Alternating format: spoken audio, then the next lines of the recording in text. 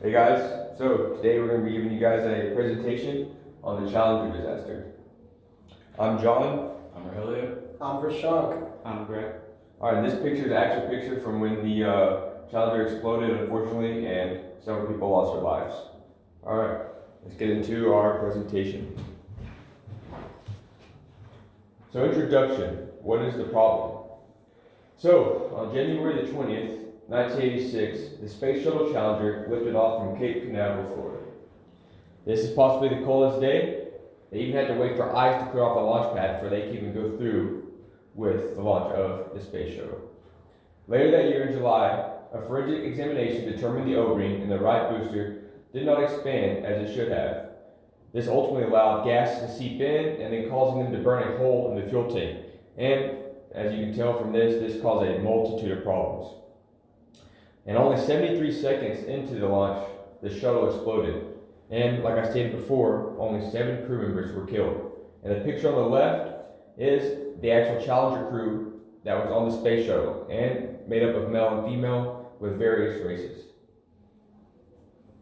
Alright, so background knowledge. This launch would have been the first voyage of the Teachers in Space project. And as shown on the right, Krista McOff would have been the first participant in the project. The project enlisted teachers from around the globe to go up to space and broadcast their lessons across the globe.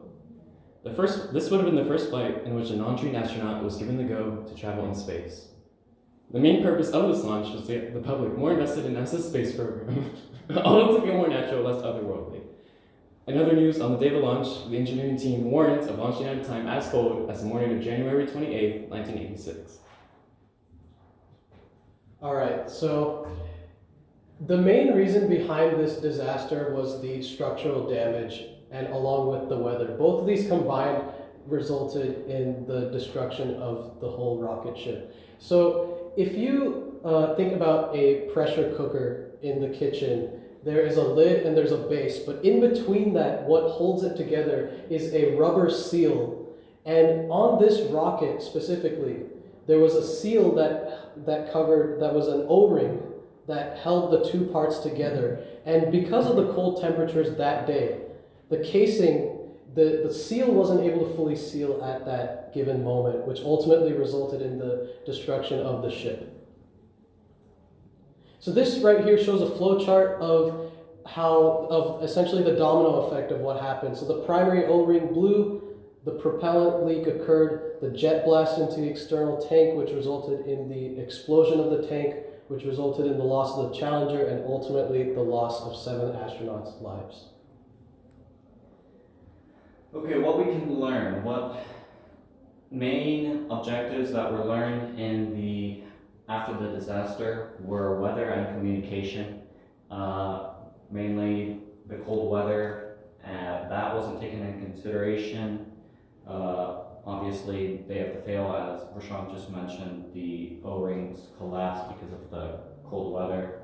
And communication, not all the problems were presented to the launch team, mainly the faulty O-rings failing in cold temperatures. Another main idea we learned was do not force a rocket launch over the safety of the people, which since the engineers knew the O-rings were going to fail before the day of the launch, they mentioned it to the NASA higher ups and they still continue to go on with the Challenger rocket launch. And obviously they wanted to do it because it was a big day. Ronald Reagan's State of the Union address was happening that day. So mainly it was due to publicity than the media, but that obviously was a harsh results happened because of that. They didn't have the O-rings observed and there's the engineer that was part of the NASA group that predicted the O-rings would fail. So improvements and regulations that we learned, the workforce culture was changed. Obviously, probably the engineers that worked at NASA were probably pretty depressed and saddened. So, and I think the hiring of NASA engineers probably changed as well, mainly due to observing if people could observe probably in more colder temperatures what the results would be. And NASA stopped all shuttle flights until they resumed back in 1988, so that was a couple of years, obviously, because the disaster caused that to happen. Technical changes were made to the shuttle, obviously because the O-rings failed. Members of the astronauts family created the Challenger Center for Space Science Education program. That's supposed to have students go through simulated space missions.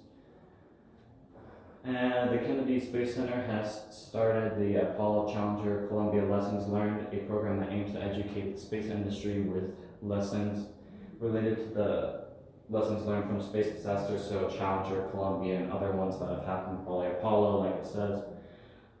And the Teachers in Space program was terminated. Plans to allow civilians to fly in space were indefinitely delayed for 22 years until McCoffey's back up. As Rogelio mentioned, another civilian, Barbara Morgan, flew as a full-time astronaut in 2007, so as of recently, they started allowing civilians to fly.